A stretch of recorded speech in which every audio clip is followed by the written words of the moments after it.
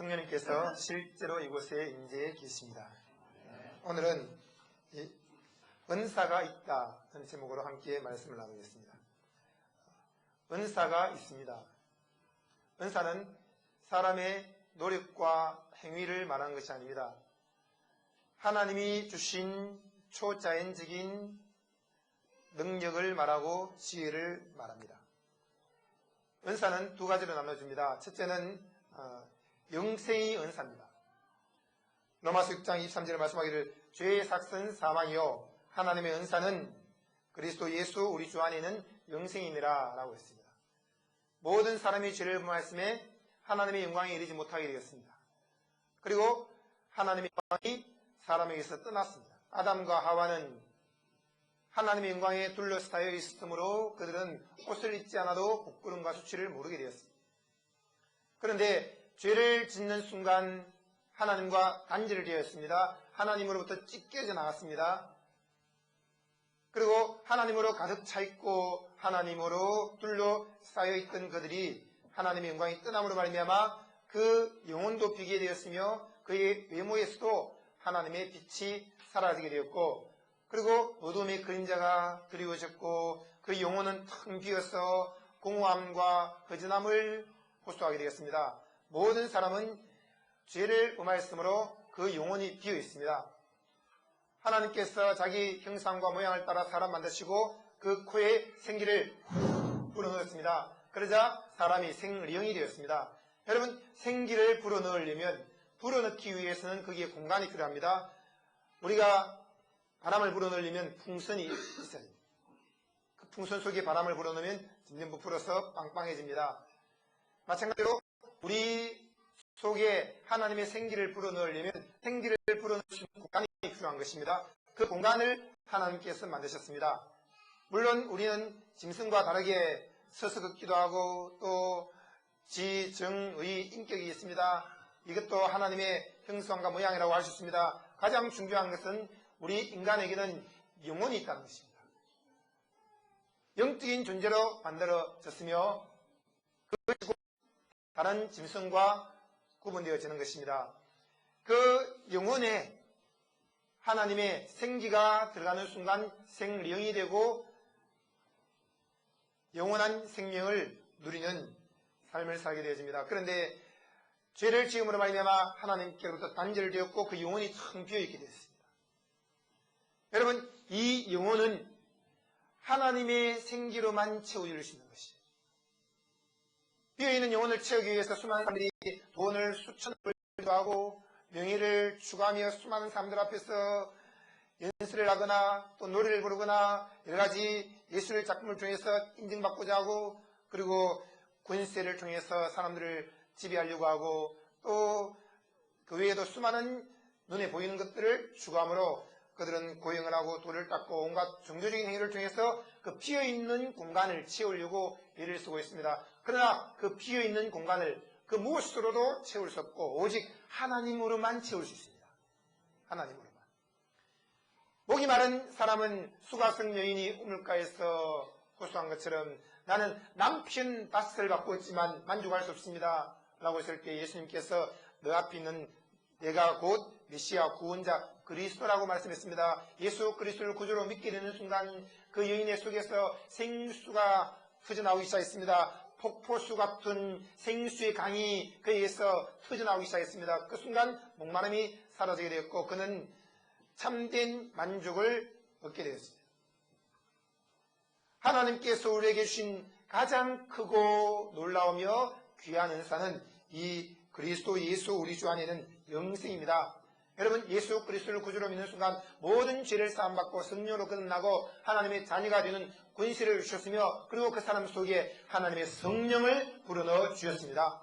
성령은 참 빛으로 오셨으며 생수의 강으로 오셨으며 새벽별로 오셨으며 샤론의 꽃으로 오셨으며 성령은 우리 속에 참된 만족으로 의의 태양으로 들어와 계십니다. 성령은 하나님이십니다. 여러분 속에 생수의 강이 흘러 넘치고 있습니다. 로마서 8장 32절에 말씀하고 있습니다. 그 아들을 아끼지 아니하시고 우리 모든 사람을 위하여 내어주시니가 어찌 그 아들과 함께 모든 좋은 것을 은사로 주지 아니하시겠냐.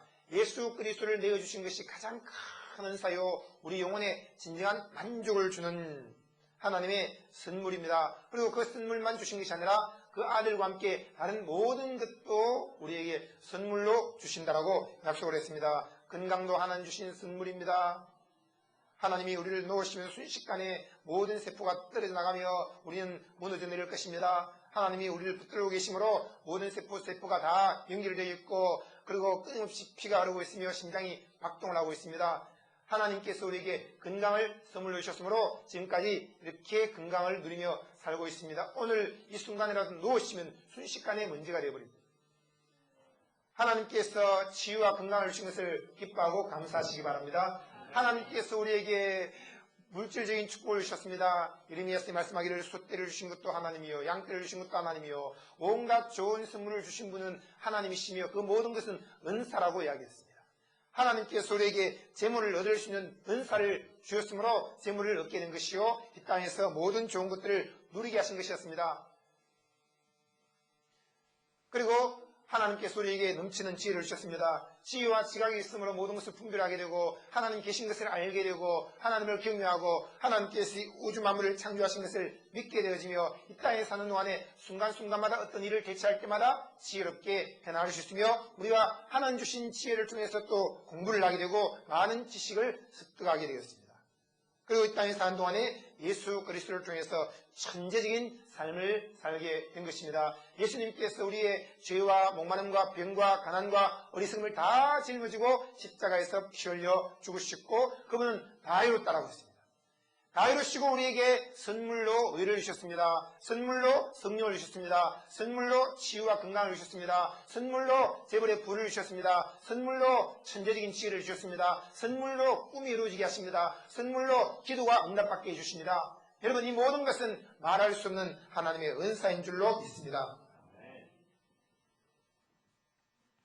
고린도전서 1장 7절에 말씀하기를 너희가 모든 은사에 부족함이 없이 우리 주 예수 그리스도의 나타나심을 기다림이라 라고 했습니다. 하나님은 우리가 모든 은사에 조금도 부족함이 없이 풍성히 누리며 예수님의 재림하시는 그날까지 살아가기를 원하고 계십니다. 여러분 그런데 수많은 사람들이 예수를 구주로 믿고 있음에도 불구하고 신령한 은사가 있다는 것을 모르고 있습니다. 또 은사는 어떤 것들이 있습니까? 성령이 우리 속에 들어오심으로 말미암아 나타나는 은사가 있습니다. 그것은 성령의 나타남이라고도 하고 그리고 9가지 은사로 표현되어지고 있습니다. 형제들아 신령한 것에 대하여는 내가 너희에게 알지 못하기를 원치 않는다. 꼭 알기를 원한다. 라는 말씀입니다. 너희도 알거니와 너희가 이방인으로 있을 때 예수 믿지 않았을 때는 말 못하는 우상에게 귀신에게로 끌려 다니며 살지 않았냐. 그러므로 내가 너희에게 알게 하노니 하나님의 영으로 말한 자는 누구든지 예수를 저주할 자라 하지 않고 또 성령으로 아니하고는 누구든지 예수를 주시라 할 수 없느니라. 여러분 우리가 예수님을 보고 주님이라고 부르는 것은 우리 속에 성령이 들어와 계시기 때문입니다. 예수 그리스도를 구주로 믿고 있습니까? 여러분 속에 성령이 아마존 강처럼 넘치게 들어와 계십니다. 아무리 협박을 하고 또 살살 꼬시고 그 사람을 설득을 해도 절대 나는 예수를 주라고 시인 못하겠어요. 그렇게 많은 사람들이 많습니다. 왜 그랬습니까? 예수를 주라고 시인하는 것은 그 속에 성령이 역사하셔야만 가능한 일입니다. 금방 죽는 사람에게 예수를 주라고 시인하면 예수를 믿겠다라고 말하기만 하면 구원받습니다. 천국 갑니다. 죄사함 받습니다. 그렇게 말해도 난 절대로 그렇게 말 못해요. 내 마음에서 믿어지지 않는 것을 어떻게 입으로 말할 수 있나요? 라고 말하면서 거절하는 사람들이 많습니다. 여러분 예수를 믿겠다고 하는 것, 예수를 주라고 시인하는 것은 절대로 성령의 역사가 아니고는 불가능한 것입니다. 그러므로 내가 예수를 주로 시인하고 하나님을 경외하며 믿음으로 기도하고 있는 사람들은 이미 성령이 그 사람 속에 넘치게 들어와 있기 때문입니다. 은사는 여러 가지나 성령은 같다고 했습니다. 한 성령, 모든 사람에게는 동일하게 한 성령이 들어와 계십니다. 어떤 사람은 한 컵, 어떤 사람은 한 동이, 어떤 사람은 넘치게 들어와 계신 것이 아니라 모든 사람에게는 하나님께서 성령을 한량없이 부어주셨고 그 성령은 동일한 성령입니다. 예수에게만 성령이나 우리에게만 성령이나 동일합니다. 또 바울에게만 성령, 베드로에게만 성령이나 빌리그레암이나 무디에게만 성령이나 우리에게만 성령이나 동일합니다. 성령은 모든 사람에게 동일합니다. 어떤 사람 말합니다. 큰 교회 목사님은 큰 성령 받았고 나는 작은 성령 받았어. 그러므로 내가 아무리 몸부림을 쳐도 그 사람 받는 성령과는 아예 차원이 다르기 때문에, 등급이 다르기 때문에 나는 큰일 할 수 없어 라고 생각하면서 사람을 차별짓는 경우가 있는데, 그것은 옳지 못합니다. 하나님은 모든 사람에게 동일한 성령을 부으셨다라고 말씀하고 있습니다. 그러나 성령의 나타남이 다를 수 있습니다. 꿈의 크기에 따라서 성령의 나타남은 비례하고, 그리고 믿음에 따라 성령의 나타남이 훨씬 수월해지며, 그리고 성령께서는 필요에 따라서 은사를 나타내신다고 말씀하고 있습니다. 여러분, 오늘 보시면은 은사는 여러 가지라고 있습니다. 한 가지 은사만 있는 것이 아니라 여러 가지 은사가 있다고 했습니다. 그리고 직임은 여러 가지라고 했습니다. 그러나 주님은 동일한 분입니다. 역사도 여러 가지 역사가 있습니다. 모든 것을 모든 사람 가운데서 역사하시는 하나님은 같다라고 했습니다.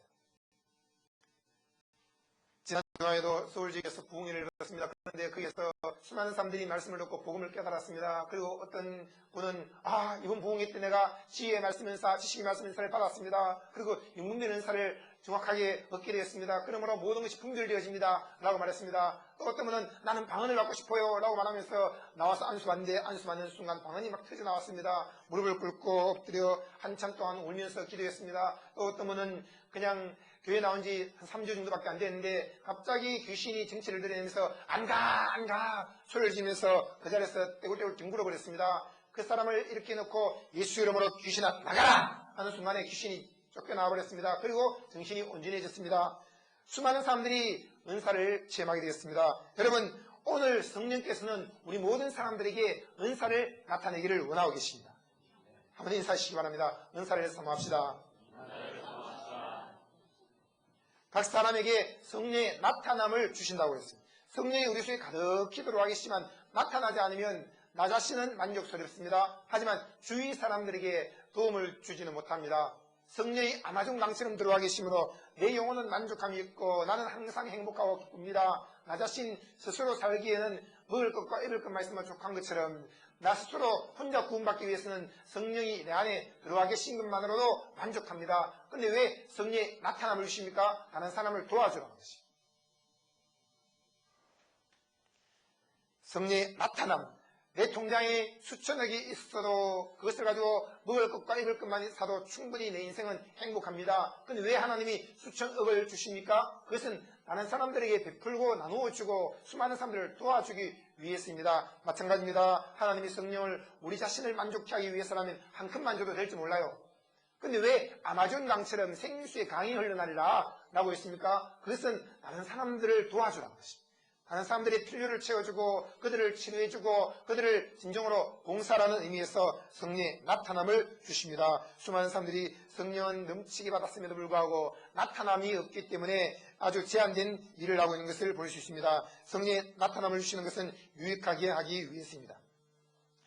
그리고 성령의 나타남은 9가지 은사로 먼저 구분되어지고 있습니다. 어떤 얘기는 성령으로 말미암아 지혜의 말씀을, 어떤 얘기는 같은 성령을 따라 지식의 말씀을, 다른 얘기는 같은 성령으로 믿음을, 어떤 얘기는 한 성령으로 병고치는 은사를, 어떤 얘기는 능력 행함을, 어떤 얘기는 예언함을, 어떤 얘기는 영들 분별함을, 어떤 얘기는 각종 방언 말함을, 어떤 얘기는 방언들 통역함을 주시나니. 여러분, 이런 9가지 은사가 있는데 은사를 사모하시기 바랍니다. 은사가 있다는 것조차도 모르는 사람들이 많아요. 너희가 믿을 때 성령을 받았냐라고 했을 때 이미 그들은 예수 그리스도를 구주로 믿고 성령을 받았습니다. 바울이 그렇게 말한 것은 성령의 나타남이 있느냐는 것입니다. 그랬을 때 그들은 말했습니다. 우리는 성령이 있음도 되지 못했더라. 여러분, 수많은 사람들이 예수를 구주로 믿는 순간 성령을 받았습니다. 그 속에 성령이 들어와 계십니다. 그런데도 불구하고 나는 죄사함 받고 하나님의 자녀가 되었어. 그것만 생각하고 있지 성령이 있음도 알지 못하고 성령의 나타남에 대해서는 전혀 생소한 사람들이 있습니다. 성령의 나타남에는 여러 가지가 있습니다. 첫 번째가 지혜의 말씀 인사입니다. 지혜의 말씀, 지혜의 말씀, 말씀에 대한 지혜를 이야기하고 있어요.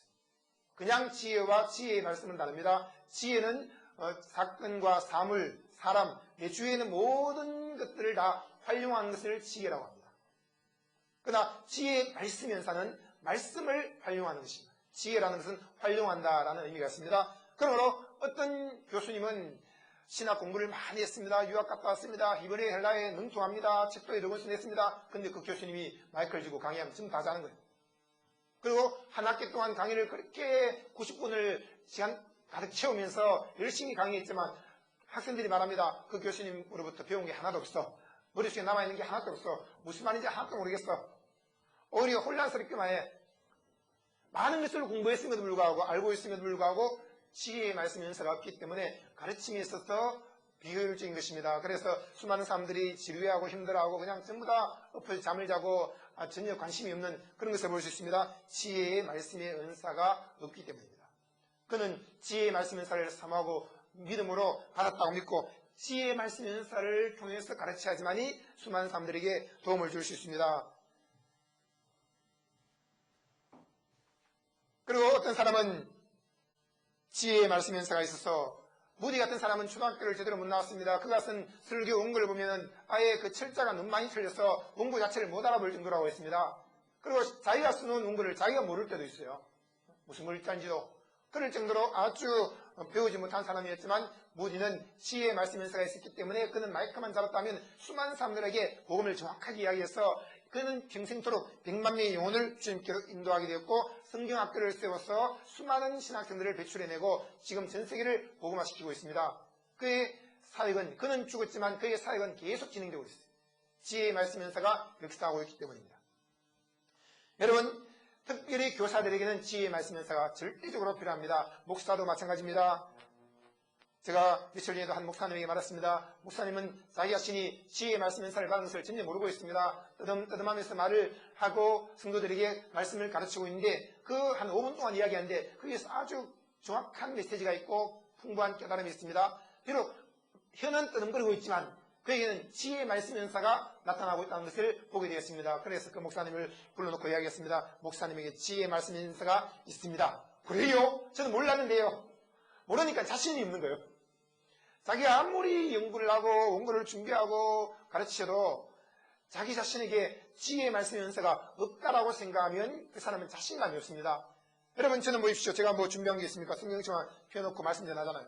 근데 왜 이렇게 입만 열면 정확하게 말씀들이 선포되어지고 그것을 두드리면 또 책이 되기도 하고 저는 이 메시지가 방송을 통해서 전국으로 나가지만 전혀 두려움이 없어요. 잠자기 전에도 내일 무슨 설교할까 고민을 하나도 안 합니다.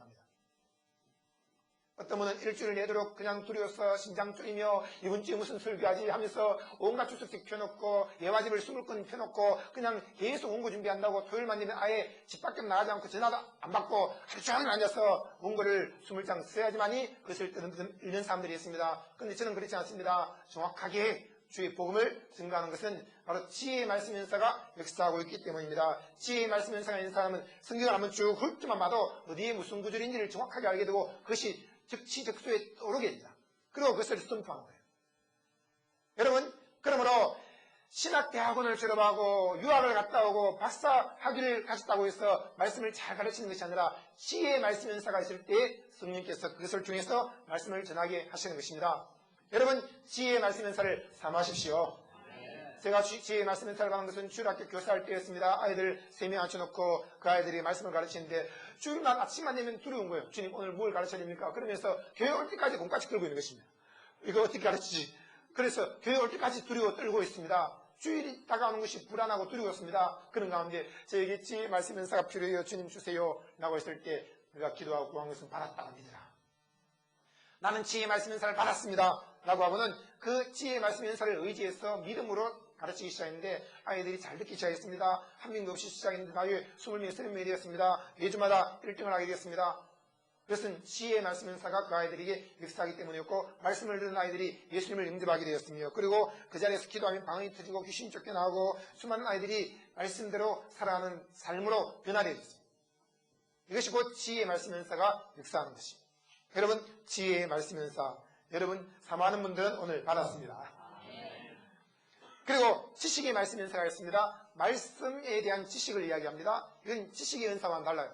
지식의 연사가 있는 사람은 공부를 잘합니다. 그래서 하여튼 그 시험만 쳤다면 1등이에요. 평소에 책도 안 읽고 그리고 또 그렇게 많이 힘들지도 않은데 하여튼 학과 공부를 잘합니다. 한 시간만 공부해도 그냥 자기가 원하는 점수를 다 받아내요. 제 아이들도 그렇습니다. 학원에서 선생님들이 말합니다. 이 아이들이 머리가 너무 좋기 때문에 오래 안 앉아 있으려고 합니다. 짧은 시간 공부하고 가버리려고 합니다. 그런데 신기한 것은 그렇게 짧게 공부하는데도 머릿속에 다 입력이 되고 입만 열면 줄줄 나온다는 거예요. 그것이 하나님이 지식을 습득할 수 있는 은혜를 주신 것입니다. 그런데 이 세상적인 지식, 영어, 철학, 또 역사에 대한, 또 수학에 대한 그런 지식을 얻는, 그런 지식에 대한 어떤 하나님 주신 은혜입니다. 여기에서 말한 것은 지식의 말씀이라고 했어요. 말씀에 대한 지식을 얻는다. 분명히 이 말씀이 신구약 66권으로서 정확무하게 하나님 말씀으로 우리에게 주어졌습니다. 그런데 불구하고 수많은 사람들이 속고 있습니다. 이거 하나님 말씀 아니야. 여기에서 요한이 한 말이 따로 있고 마태가 한 말이 따로 있어 하나님 말씀이라고 할 수 없는 거야.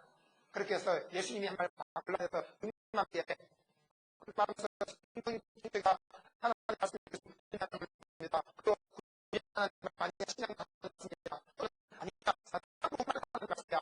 그러니까 말해서 성경의 지식을 굉장히 엉뚱하게 갖고 있는 사람들도 있습니다. 그리고 이 성경 말씀은 창세기부터 계시록까지 신구약 66권이 정확무한 하나님의 말씀이요 성령의 감동으로 기록되어진 말씀인 것을 믿어야 됩니다. 그리고 또 어떤 사람들은 성경책이 주어졌음에도 불구하고 그것을 매일 뺏겼습니다. 또 공부를 합니다. 히브리 헬라를 열심히 연구했습니다. 그런데도 불구하고 성경에 대한 지식이 없는 사람들이 있어요. 그러니까 분명히 이 성경 말씀이 깨달아져서 자기에게 지식으로 확 다가와야 되는데 안 다가오는 거예요. 근데 어떤 사람은 성경을 그렇게 많이 읽는 것 같지는 않아요. 한 번 정도밖에 안 읽었고 그냥 생활하면서 조금씩 이렇게 틈날 때마다 보고 하는데 이 지식을 얻는 거예요. 성경에 대한 지식이 팍 들어오는 것입니다. 그래서 성경을 정확하게 깨닫고 이해하고 다 알고 있는 거예요. 분명히 그 사람은 정규신학대학원도 제대로 졸업 안 했을 수 있습니다. 히브리 헬라 정확하게 원어를 뜻을 모를 수 있습니다. 그런데 신기하게 성경을 직관적으로 정확하게 해석을 하고 그 의미를 파악하는 사람들이 있어요. 이것은 말씀에 대한 지식을 얻도록 하나님이 지식의 말씀 연사를 주신 것입니다. 저는 저 아내와 함께 산책을 하면 아내로부터 도움을 많이 했습니다. 평범한 대화를 나눈 것 같은데 신기하게 아내가 툭툭 한마디 던집니다. 근데 그 던지는 말들이 성경에 나오는 내용들이에요. 그래서 가만 보면은 이상하다. 아내가 나보다 성경을 더 많이 읽는 것도 아니고 나보다 설교를 더 많이 하는 것도 아닌데 그리고 실제적으로 공부도 나보다 더 많이 하는 것도 아닌데 어떻게 저렇게 성경에 대한 지식이 풍부하지? 근데 정확한 복음을 이야기하는 거예요. 그리고 한마디 한마디마다 아주 영감이 있습니다. 그래서 제가 가만히 보니까 아하, 아내에게 지식의 말씀 연사가 있구나. 지식의 말씀 연사가. 그래서 아내에게 한마디 특별한 것을 저는 성경 전체를 다 활용하는 지혜의 말씀 연사가 있으니까 전체를 떠올리면서 그것을 논리정연하게 쫙 설명해버립니다. 그러니까 소스는 아내로부터 얻었는데 그것을 요리해서 음식으로 만들어서 펼쳐놓는 것은 또 제가 하는 거예요. 그러니까 이 지식의 말씀 연사와 지혜의 말씀 연사가 같이 오래버리니까 풍성한 내용들을 깨닫게 되어서 성도들에게 좋은 영양분 있는 그런 아주 멋진 그런 음식들을 요리를 해내는 그런 경우가 많습니다. 그리고 저에게도 실제로 또 지식의 말씀 연사가 있어서 순간순간 남다른 그런 성경에 대한 깨달음이 많이 있습니다. 여러분 지식의 말씀 연사를 사모하시기 바랍니다. 길을 걷다가도 성경 말씀이 떠오르게 되고 그것이 깨달아집니다. 그리고 한마디 던지면 그것이 정확하게 사람들의 문제를 해결하기도 하고 그런 것이 곧 지식의 말씀의 연사입니다. 오늘 이 자리에 암으로 고통당한 사람이 있습니다. 그 사람이 나았습니다. 그렇게 말하는 것은 지식의 말씀 연사라기보다는 예언 쪽으로 가깝습니다. 성경에서 말하는 지식의 말씀 연사는 성경 말씀, 하나님 말씀에 대해서 정확한 지식을 얻게 되는 것, 그것을 이야기하고 있습니다. 그리고 베드로가 아나니아 삽비라 너희가 어째 저산한 것의 절반을 떼어놓고 다 드렸다고 하냐? 너희가 성령을 속였다. 거짓말을 왜 하느냐? 라고 했을 때 그 자리에서 쓰러져 죽었습니다. 그것은 어떤 지식의 말씀 연사라기보다는 영분별의 은사라고 볼 수 있습니다. 지식의 말씀 연사를 가진 사람은 성경 말씀을 정확하게 지식적으로 얻어내어서 그것을 사람들에게 전달할 수 있습니다. 다른 얘기는 같은 성령으로 믿음을 받고 있습니다. 이 믿음의 은사. 여러분 실제로 성령을 받은 사람들은 믿음의 연사도 다 가지고 있습니다. 그런데 있는지 모르기 때문에 그것을 제대로 사용하지 못하고 있습니다. 믿음의 연사는 이 어떤 일을 추진할 때 그것이 된다라고 믿는 거예요. 수많은 사람들은 불가능합니다. 어떻게 그 돈을 가지고 그 넓은 땅을 살려고 합니까? 안 됩니다. 그러다 우리 다 망합니다. 그렇게 말하는데 그 사람은 단지 100달러 가지고도 땅을 10,000평을 사겠다고 뛰어듭니다. 그런데 신기한 것은 일을 시작하면 그 다음에는 나머지 돈들이 다 채워지는 거예요. 믿음의 연사를 가진 사람입니다. 믿음의 은사를 가진 사람은 조그만 그냥 지하에 살면서 그 집을 그냥 내놓고 그리고 그 돈 가지고 또 움직이기 시작합니다. 근데 넓은 50평 집을 얻기도 합니다. 돈이 없음에도 불구하고 믿음을 가지고 일을 시작하니까 하나님께서 그 믿음을 통해서 그런 집을 얻게 하기도 하고 믿음의 은사를 통해서 큰 빌딩을 짓기도 하고 수십만 명을 모아놓고 집회를 열기도 하고 그런 일들을 벌려나갑니다. 이것이 믿음의 은사입니다. 그리고 병 고치는 은사와 함께 역사하는 경우도 많은데 바울이 루스들의 안전병이를 보고 그에게 믿음이 있는 것을 보고 이 바울도 믿음의 은사가 있었으므로 그에게 말했습니다. 너의 발로 일어나 걸으라 라고 했습니다. 그 순간 그 안진매가 일어나서 걷기도 하고 뛰기도 했습니다. 바울에게도 믿음의 은사가 있었고 그 말씀을 들은 그 병자에게도 믿음의 은사가 있었습니다. 그러므로 성령께서 역사하실 때 그를 순간적으로 고칠 수 있습니다. 무엇이든지 기도하고 구하는 것은 받았다고 믿을 때 믿음의 은사가 역사하게 되어집니다.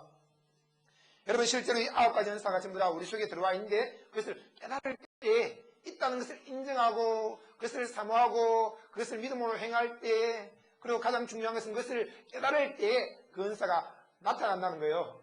수많은 사람들이 있음도 알지 못하고 그것을 누리지 못하기 때문에 이미 주신 것들을 사용하지 못하고 있는 경우가 참 많습니다. 여러분 하나님께서 우리에게 구원 얻는 믿음 바로 태산같이 큰 믿음을 주셨습니다. 그러면 산을 들어서 바다에 던지고 뽕나무 뿌리를 뽑는 것은 겨자씨만한 믿음으로도 가능하다고 했습니다. 그러므로 예수 그리스도를 주라 시인한 사람들은 이미 믿음의 은사를 받은 거예요. 한번 인사하세요. 믿음이 크십니다. 믿음의 은사를 받았습니다. 믿음의 은사가 있다는 걸 모르면 자꾸 두려워하고 불안해하고 어떤 일을 시도하는 것을 주저하게 됩니다. 믿음의 은사가 있는 사람들은 아무것도 두려운 것이 없습니다. 죽어도 간다 하고도 가는 것이. 무리를 첨벙첨벙 걷는 베드로처럼 믿음으로 모든 일을 행하게 되고 그리고 그는 항상 이제 힘들어요. 이제 큰일 났어요. 이제 망하게 됐어요. 그렇게 순간적으로 불안이 들어옴에도 불구하고 그 들어오자마자 믿음의 은사가 거기에 대해서 그냥 반응을 합니다. 그러면서 그런 두려움을 상보로 안 해버리고 믿음의 은사는 더 큰 일을 저지르고 더 담대하게 무리를 첨벙첨벙 걸을 수 있도록 도와줍니다. 그 다음에 병 고치는 은사가 있습니다. 이것은 예수 이름으로 손을 얹은 적 나으라는 말씀대로 손만 얹으면 낫는 거예요. 근데 한 번 얹어서 낫는 경우도 있고 두 번, 세 번 얹어서 낫는 경우도 있습니다. 이 병 고치는 은사가 있는 사람은 자기에게 병 고치는 은사가 있다고 믿기 때문에 자꾸 안수를 합니다. 안수하는데 우리는 생각하죠. 한 번만에 나아야죠. 근데 신유의 은사를 가진 사람들의 그 집회에 가보십시오. 한 번만에 고쳐서 낫는 경우는 많지는 않아요. 그런 경우도 있긴 있습니다. 근데 많은 경우에 한 번만에 낫는데 보면은 신유의 은사를 가졌으면 그 자리에 모인 1000명이건 10,000명이건 다 한 번만 손을 내면 다 나아야 되잖아요. 근데 왜 그 자리에는 계속 모입니까? 보면 6개월 동안 앉아 있는 사람도 있어요. 6개월 동안 계속 매일 안수하는 것입니다. 근데 6개월 만에 낫는 사람도 있고 3개월 만에 낫는 사람도 있고 일주일 만에 낫는 사람도 있고 한 번 만에 낫는 사람도 있어요.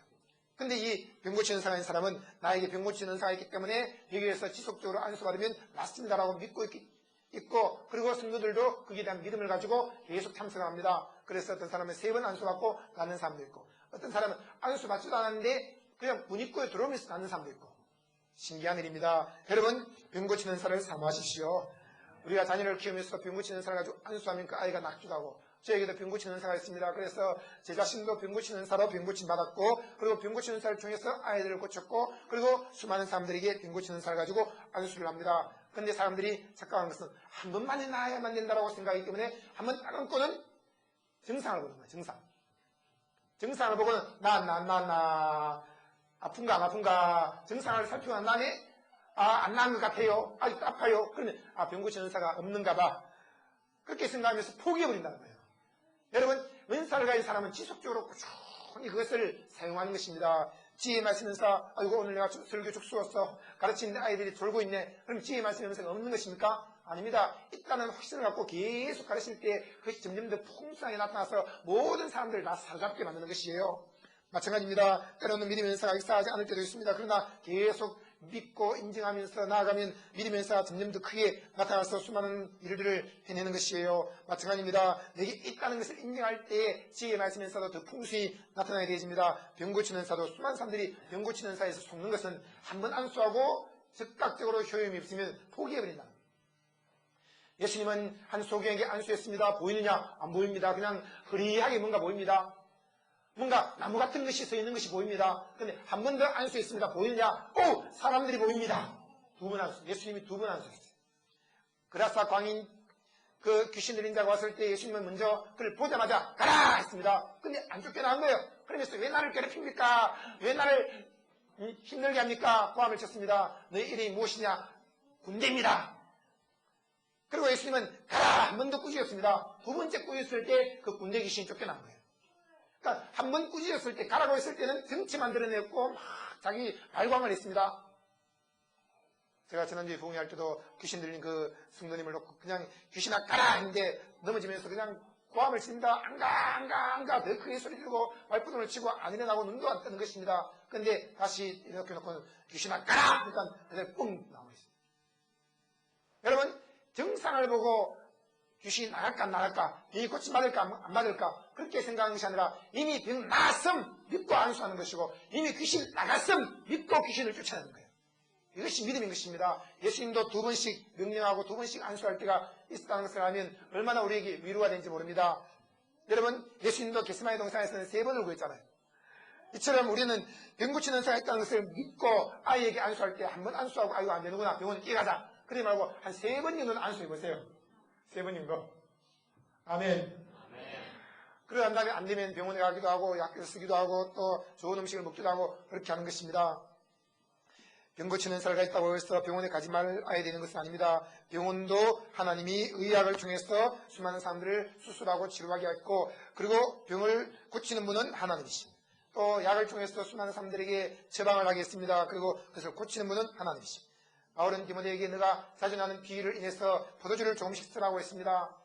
이것은 바로 의학을 통해서 병을 치료하는 것을 말하고 있습니다. 안수해도 안 되면 그보다 더 하찮은 것이므로 그냥 약을 써라 라고 말씀하고 있습니다. 모든 병 고치는 것은 하나님이 하시는 일이지만 다양한 방법으로 고친다는 것을 믿어야 되겠습니다. 어떤 얘기는 능력히 하는 것은 귀신을 쫓아내는 것을 말하고 있습니다. 그리고 안수할 때 사람들이 펑펑 넘어지는 것도 능력히 함이에요. 왜 넘어질까? 저도 이해를 못합니다. 한 500명 정도 모였을 때 주일학교애들과 함께 교사들과 함께 그 수련회를 할 때 했습니다. 근데 전부 다 안수받으러 나오라 했는데 수많은 아이들이 안수받으러 나오고 교사들도 안수받으러 나왔습니다. 근데 그냥 한 교사가 온몸을 부들부들 떨면서 팍 넘어져 버렸어요. 그리고는 계속 몸이 진동이 오고 입신으로 들어가는 것처럼 보였습니다. 그런데 아이들 한 30명에서 빙둘 앉아서 계속 이게 어찌 된 일인가? 그리고 제게 물었습니다. 목사님 어떻게 된 일이에요? 왜 그 선생님이 넘어졌나요? 근데 나도 잘 모른단다. 하나님의 손이 닿으면 넘어질 수도 있는 거란다. 내가 손을 얹긴 했지만 내가 만진 게 아니라 예수님 만지셨고 예수님 만지시면 하나님이 만지시면 넘어지기도 하고 넘어진 자 일어나기도 하고 때로는 하나님 만지시면 목동이 왕이 되기도 하고 감옥에 있는 사람이 국무총리가 되기도 하고 하나님 만지시면 거지가 재벌이 되기도 하고 재벌이 거지가 되기도 한단다. 하나님이 만지시니까 아담이 잠들었지 않느냐. 그런 것처럼 하나님의 손길이 만지면 능력이 나타나는 거란다. 그렇게 이야기를 알았어. 여러분 우리가 손을 내밀 때 주께서 능력으로 역사하십니다. 그러므로 나에게 능력이 있어 라고 믿고 믿음으로 안수하는 것이지 뭔가 넘어뜨리기 위해서나 아니면 뭐 다른 기적을 하기 위해서 뭐 쇼를 하거나 어떤 연기를 하거나 뭔가 최면을 그런 게 아니에요. 단지 단순한 믿음, 어린아이처럼 단순한 믿음으로 안수할 뿐인데 하나님의 능력이 나타나지는 것입니다. 귀신 쫓아내는 것도 마찬가지예요. 단순한 믿음으로 귀신아 나가라 하면 쫓겨나가는 것이. 왜 안 나갔을까? 어떻게 해야 될까? 온갖 머리를 굴리고 이미 속은 것이. 단순하게 귀신을 쫓아내는 이런 귀신 쫓겨나가고 사람들이 쓰러지기도 하고 그 외에도 여러 가지 능력들이 나타난다고 성경에 말씀하고 있습니다. 그리고 어떤 얘기는 예언이라는 것은 앞으로 이런 일이 일어날 것입니다. 큰 기근이 있습니다. 또는 사업이 잘 될 겁니다. 그런 예언들도 예언입니다. 그러나 예수님이 오심으로 말미암아 완전한 예언이 선포되어졌습니다. 그것이 바로 다이루다는 예언입니다. 그러므로 이 예언의 은사와 지식의 말씀, 지혜의 말씀 은사가 함께 역사하는 경우가 많습니다. 지금도 저는 예언의 은사를 통해서 말씀을 또 선포하기도 합니다. 그리고 신기하게 어떤 것을 이야기했는데 그것이 성도님들에게 막 이루어지는 거예요. 예언을 통해서 사람들 마음속에 있는 것들을 알게 되기도 하고 그리고 앞으로 일어날 일들에 대해서 깨달아지게 됩니다. 그리고 나도 모르게 한마디 툭툭 던진 것들이 예언처럼 되어서 그 사람이 어떻게 이걸 아시나요? 어떻게 그런 말씀을 하셨나요?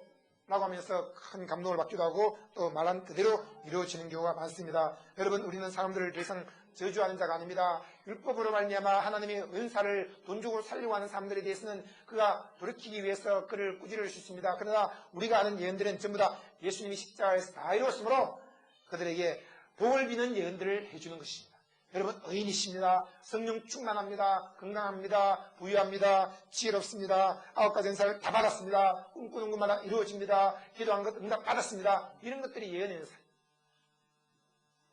여러분, 예언의 은사를 사모하시기 바랍니다. 어떤 얘기는 영들 분별함을 주신다고 했습니다. 하나님께서는 저에게 특별히 영분별하는 은사를 주셨습니다. 보면 저게 귀신의 역사구나, 성령의 역사구나 알 수 있게 됩니다. 그리고 또 어떤 사람은 영분별의 은사가 있어 사람을 딱 보면은 저 사람은 율법주의로 빠진 사람이야, 아니면 저 사람은 복음으로 순수한 마음으로 주님을 섬기는 사람이야 하는 것을 정확하게 알게 되어집니다. 영분별의 은사가 탁월하게 역사하는 사람들이 있습니다. 그런 사람은 본능적으로 자기가 모르게 율법적인 사람이 싫은 거예요. 싫어서 그냥 그런 사람 만나기만 하면 인상을 팍 쓰기도 하고 때로는 그 사람을 피해가기도 합니다. 근데 그것이 난 왜 이럴까? 넓은 마음으로 다 사랑해야 되는데 왜 나는 그런 사람을 받아들일 수 없을까라고 생각하지만 영분별의 은사가 역사하기 때문에 성령의 나타남이 한 결과인 것이.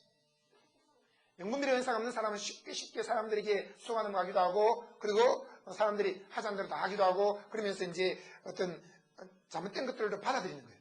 근데 영분별의 은사가 있는 사람은 절대 속지 않습니다. 여러분, 우리는 성령의 기름 부음을 받고 모든 것을 안다고 했습니다. 어떤 모임이 참석했습니다. 분명히 잘못된 걸 아시는 거예요. 예수님은 하나님의 아들이십니다. 예수님은 구원자입니다. 그렇게 말해놓고는 아멘 아멘 다 맞아요. 근데 마지막 가서 예수님은 둘째 천사입니다 하면서 계명성의 아들입니다 이렇게 말합니다. 그러니 여호와 증인이나 또 뭐 여러 가지 이단들이 무슨 말하느냐, 그들도 똑같은 말을 해요. 하나님이 삼위일체입니다 그렇게 말하기도 합니다. 예수님이 구원자입니다. 예수님은 살아계신 하나님의 아들입니다 이렇게 말합니다. 그래서 어떤 데 가면 그렇게 말합니다. 창조주 엘로힘 하나님에게는 두 아들이 있다. 그 두 아들이 바로 하나는 계명성이고 하나는 아들 예수였는데, 인류를 구원하기 위한 한 방법을 찾기로 생각을 하면서 그들이 물으니까 계명성이 말하지 않은 거짓을 당했고 예수가 말하지 않은 것이 승낙되어졌으므로 예수가 내려와서 땅을 구원했고 계명성은 쫓겨났다. 틀린 거예요. 그러면서 예수를 계명성의 동생이라고 말합니다. 계명성은 사탄을 말합니다. 여러분, 예수님이 사탄의 동생입니까? 잘못 가르치는 것입니다. 그런데도 신기하게 그게 사람들이 앉아있다는 거예요. 수많은 여호와 증인, 안산홍 증인에 그리고 통일교, 수많은 이교도들에게 사람들이 앉아있습니다. 완전히 아닌 거예요. 그런데 불구하고 교수들이나 박사들도 앉아있습니다. 왜 그렇습니까? 그것은 바로 영분별이 없어서 그럽니다. 여러분, 수많은 지성인들을, 대학 교수들을, 그런 사람들이 왜 통일교에 넘어갑니까? 영분별이 없어서. 우리는 성령의 기름 부음을 받고 모든 것을 분별합니다. 우리는 진리가 무엇인지를 정확하게 압니다. 여러분, 오직 예수 그리스도가 하나님의 아들이시며 그는 죽은 지 사흘 만에 부활하셨으며 우리의 구세주이십니다. 하나님이 우리의 아버지십니다. 그 외에 수많은 잘못된 교리들이 있습니다. 그것들에 대해서 우리가 진리를 수호하자 해서 사도신경을 만들어 놓은 거예요. 사도신경도 뭘 하느냐라고 하지만 최소한 이 정도는 우리가 기본 교리로서 붙들고 있어야 합니다. 예수님은 동정녀 마리아에게서 태어났다. 예수님은 하나님의 아들이시다. 재림하신다. 죽은 지 사흘 만에 부활했다. 이런 것들을 분명히, 제가 군대에 있을 때는 한 청년이 똑똑해요. 공부도 많이 했습니다. 근데 이단으로 넘어가 버렸어요. 그는 말했습니다. 예수님은 육체로 부활한 것이 아니라 영으로 부활했어. 그러면서 이야기하는데 그 친구 깜빡 넘어가 버렸어요. 그래서 저보고도 막 이야기하는 것입니다. 그래서 우리 모임에 참석하자 가보니까 아닌 거예요. 제가 이야기했습니다. 예수님은 영으로 부활한 게 아니라 육체로 부활했다. 우리의 죄를 짊어지고 죽은 지 사흘 만에 부활했다. 이미 넘어갔기 때문에 안 먹혀 들어간 것이었습니다. 그리고 그들끼리 모여서 성경 공부를 하고 뭐 노래도 부르고 하는데 나중에 보니까 그것이 이제 증명성이었어요. 그래서 수많은 사람들은 예수는 영으로 부활했고 육체로는 예수가 있으니 그가 증명성이다. 아니면 뭐 또는 다른 어떤 교주라고 말합니다. 여러분, 예수 그리스도는 육체를 갖고 이 땅에 오셨으며 육체로 부활했습니다. 여러분, 예수 그리스도가 육체를 입고 오신 것을 부인하는 것은 전부 이단입니다. 그래서 초대교회도 영지주의가 있습니다. 영으로만 부활하고 영만 중요한 것이고 육체는 필요 없다 나가면서 육체로는 아무리 죄를 지어도 그건 죄가 안 된다 나가면서 육체로는 음행도 행하고 온갖 짓을 행하는 거예요. 고린도 교회도 그런 이교도들이 있습니다. 그들은 사랑하는 신을 섬기면서 신당에 올라와서 절을 하고 거기에서 제사를 지냅니다. 그리고 밤만 되면 그들은 내려와서 온갖 창녀짓을 하면서 수많은 사람들을 유혹하고 그들과 함께 선교를 했습니다. 그러고 난 다음에 그들이 또 돌아갑니다. 또 낮에는 제사 지내고 밤 되면 또 내려와서 또 창녀짓을 합니다. 그럴 때 그때 그 여사제들이 머리에 수건을 안 썼습니다. 그래서 바울이 고린도 교인들에게 여자들 중에 수건을 쓰지 않고 예언을 하지 말아라. 그들은 그 이교도의 여사제와 같은 그런 모습을 취하고 있다 라고 말하면서 그 당시 문화 풍습으로서 고린도 교인들에게 여자들이 머리에 수건을 쓰고 예언을 하라, 그런 말이 나온 것입니다. 수많은 이교도들, 그들에게 소관음을 하는 이유는 영문비례였어요. 그러면 정확하게 분별할 수 있어요. 그리고 율법주의와 복음에 대해서 그것도 영문비례를 쓰면 다 속는 거예요. 그래서 수많은 사람들이 많은 행위를 통해서 이루어지는 거야, 성령 충만해지는 거야 라고 속고 있습니다. 여러분, 복음을 깨닫는 순간 진리 안에 되고 행하게 되어집니다. 다른 얘기는 각종 방언 말함을이라고 했습니다. 방언은 한 가지만 있는 게 아니라 각종이라고 했습니다. 이 방언은 수많은 성도들이 때로는 좀 거부하기도 합니다. 왜냐하면 반지성적이기 때문입니다. 사람들은 지성적인 걸 좋아해요. 논리 정연하고 자기가 생각할 때 경험이나 이성이나 학문적으로 옳다고 생각하는 것만 받아들이려는 경향이 있기 때문에 자기가 좀 다른 것은 거부하는 경우가 있습니다. 그런데 이 방언은 특별히 영적인 언어이기 때문에 지성이 거부하는 거예요. 그래서 방언으로 기도하면 내 지성은 가만히 있습니다. 다른 생각을 하기도 하고 다른 책을 읽을 수도 있습니다. 그러므로 수많은 사람들이 방언을 듣는 걸 싫어하는 경우가 있는데, 방언은 하나님이 우리 영혼의 유익을 위해서 주신 것이므로 사모하라고 말씀을 하고 있습니다. 여러분, 각종 방언 말함을 랄랄랄랄라 셀랄라 셀랄라 셀라들이 하여튼 여러 종류의 방언들이 있습니다. 어떤 사람은 영어로 불어로 방언을 말하기도 합니다. 그런데 각종 방언 말함을 사모하십시오. 방언을 통해서 내 영과 하나님의 영이 비밀을 나누게 되고, 그리고 우리는 영적으로 더 강건해지게 됩니다. 그리고 어떤 이에는 방언들 통역함을 주신다고 했습니다. 모든 방언을 통역하는 것이 아니라 어떤 방언은 또 통역할 수도 있고 또